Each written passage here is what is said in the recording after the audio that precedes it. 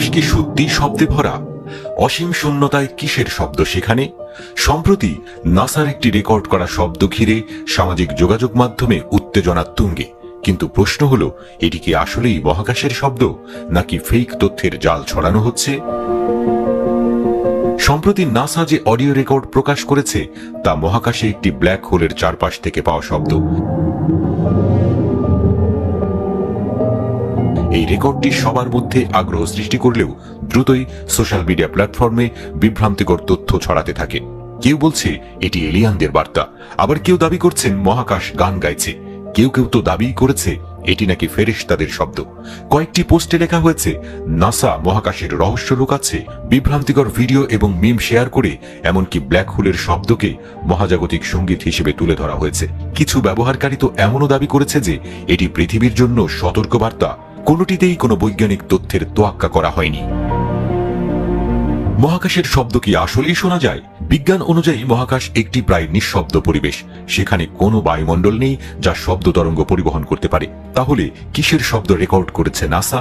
নাসার hour universe is not silent এবং listen to the universe শীর্ষক প্রতিবেদনে বিস্তারিতভাবে তুলে ধরা হয়েছে কিভাবে মহাকাশের শব্দের সৃষ্টি হয়।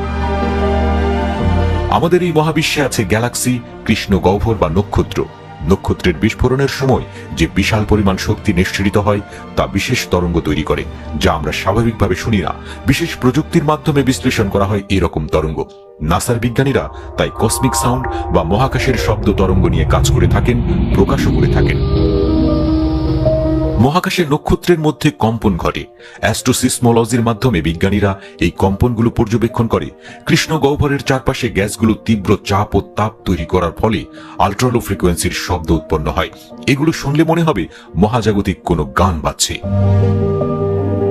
নাসা ব্ল্যাক হোলের চারপাশে থাকা গ্যাস এবং প্লাজমার কম্পন তরঙ্গকে বৈজ্ঞানিক প্রক্রিয়ায় রূপান্তরিত করে একটি অডিও ফাইল তৈরি করেছে। অর্থাৎ এটি একটি সোনিফিকেশন প্রক্রিয়ার ফল।